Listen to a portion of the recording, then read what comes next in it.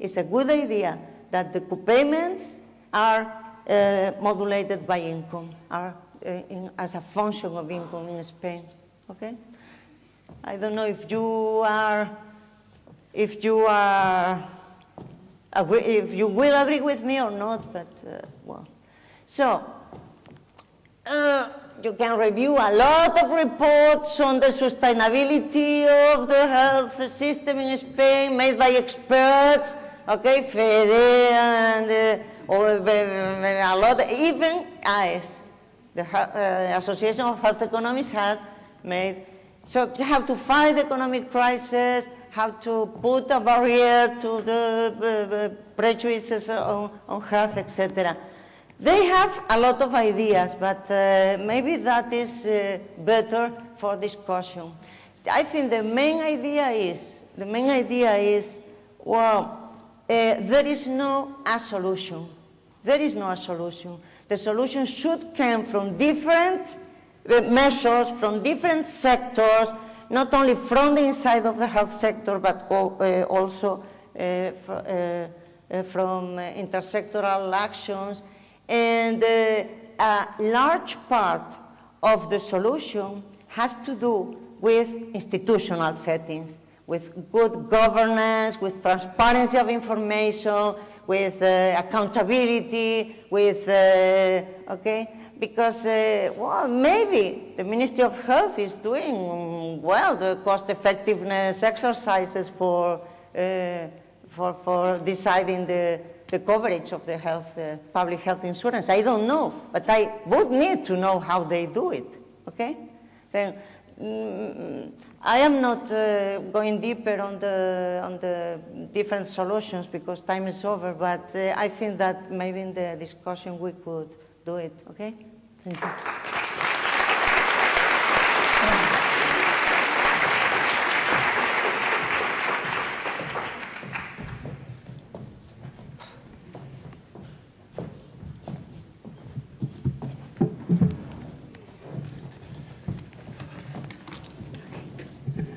Thank you very much to both speakers. Now we have some time for interaction and comments from Pedro to Beatriz, and afterwards Beatriz to Pedro.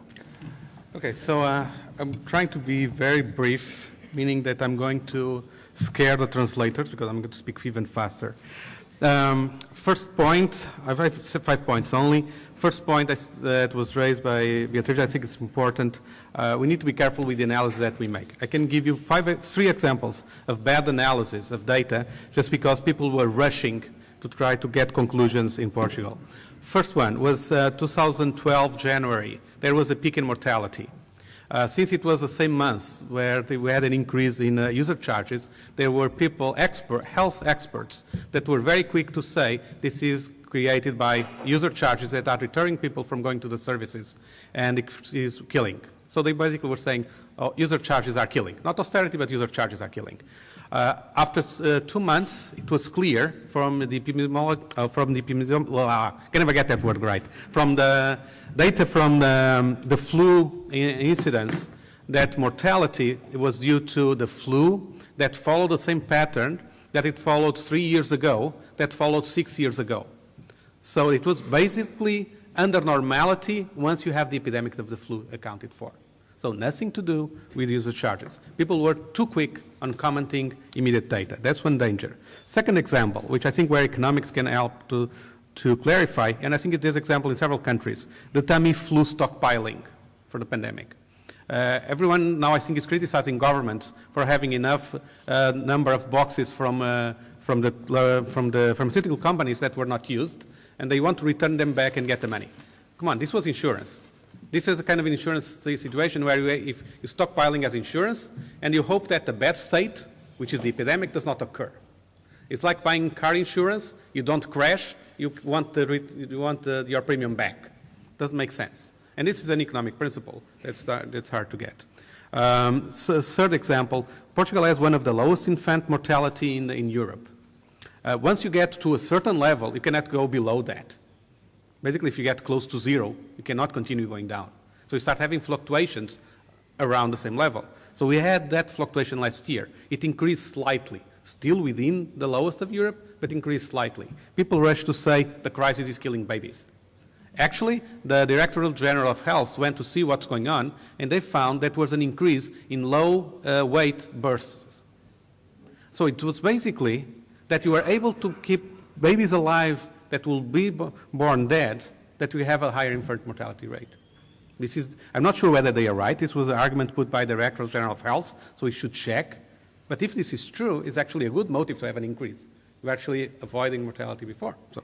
The dangerous use of data, I cannot support more the idea.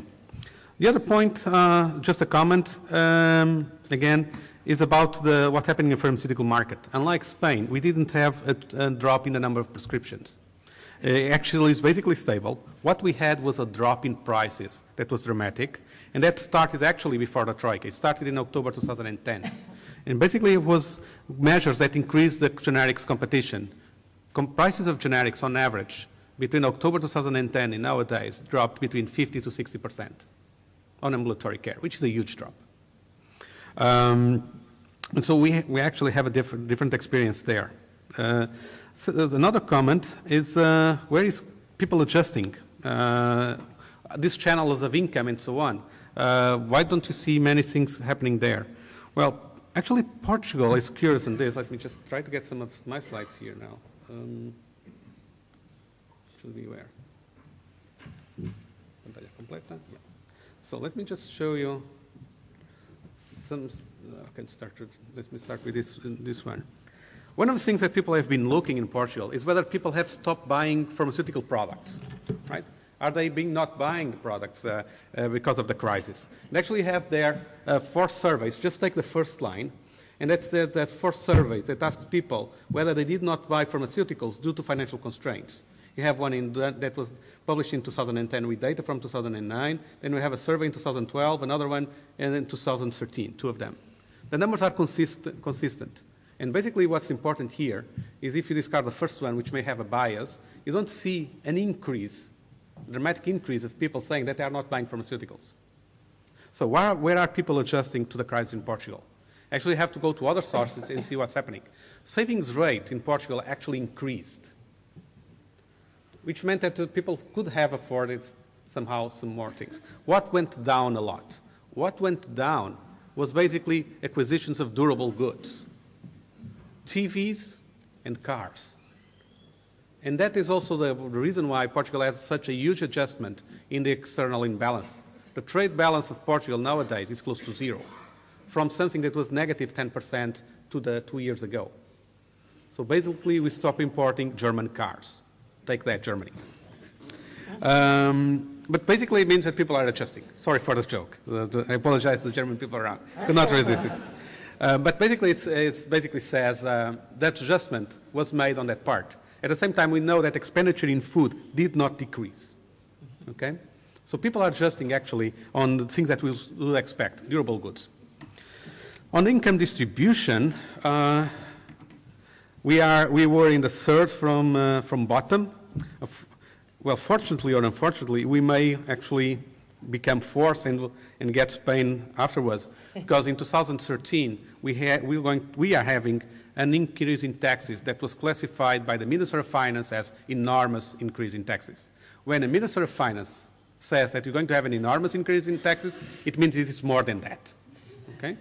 But basically, to have an idea, the top income bracket now, it's above 88,000 euros a year, which is a relatively low level for any standards, and it's 54% marginal tax rate, at roughly a little bit above 85,000 euros a year, which is really something. So in all the simulations that we have done about income distribution after the tax increase, it will actually reduce a lot income inequalities. And I can provide you the data from simulations that a student at Nova has done. I can, if you want to see what was the simulation of that. And it's also available on the web. If you go to a website called novaeconomicsclub.wordpress.com, we have a document that reviews what's happening in the health system in Portugal by a group of, well, not an expert, a group of to-be experts that detail these changes. My final point related to what could be for the future. I think that the most surprising thing in the Portuguese health system, with all the measures and all the crises, is actually something that is becoming to interest me, which is the resilience of health professionals. People actually survived the crisis in the workplace to wage cuts that in some cases in civil service went for a year to 25% to 33% in some cases because of overtime pay that was severely reduced, and people kept on doing what they were supposed to do. Now, more than that, we made a survey to the major hospital clinical directors in Portugal a year and a half ago, and most of them were seeing they were expectation that something will change. And what they were seeing more surprising is that they would not see a change in the organization as they were expecting to happen. So it was basically the government failing in producing the mechanisms for people in the ground to change. Whether they would agree with the change, probably not. Probably when they say they were willing to change, it's not in the direction that we want them to change. There was a window of opportunity within the organizations that we need to take advantage of. And I think that's something that goes. What is the other way to go in Portugal that I have some hope is the role of nurses, empowering the nurses to do more stuff, especially in primary care to avoid hospitalization. I think that's something of the way to go. And okay, so those were my comments. I planned 5 minutes, took a little bit longer, sorry. Better. Well, I don't know what to say, really. Let me see. I have more slides. Okay, thank you. Yeah.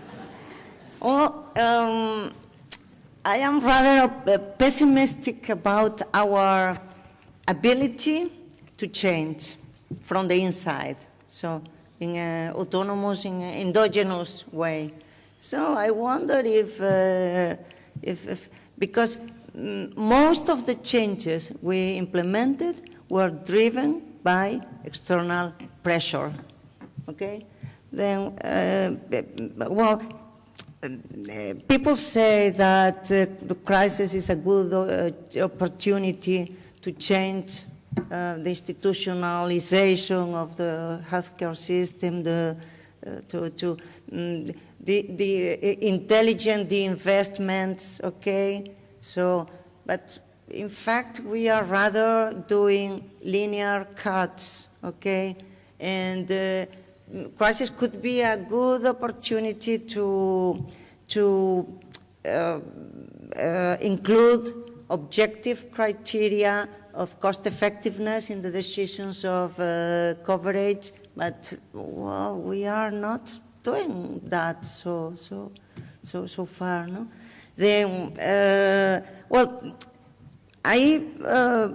trying to be optimistic, I see some changes that are good. For instance, in regards to human resources, after 8 years trying to have a register of health professionals in this country, finally, in a final section of the Royal Decree 16/2012, we will have finally a register of health professionals. So we finally will know how many people are working and where they are working.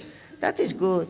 And some other small changes, but probably the professionalism that is necessary in order to change really things from the bottom to the top, as you say, from the clinic to the macro level. Well, I think we are not doing very well with that. Okay, the role of the colegios de médicos, of the medical associations, and so the trade unions here. Okay, you made a deal between primary care professionals and trade unions in order to change the way they are working. We are not doing something alike, okay? Then I liked very much your view that the budget constraint is a constraint, but there is an objective function to be optimized, okay? Subject to that constraint. And it becomes suddenly with the austerity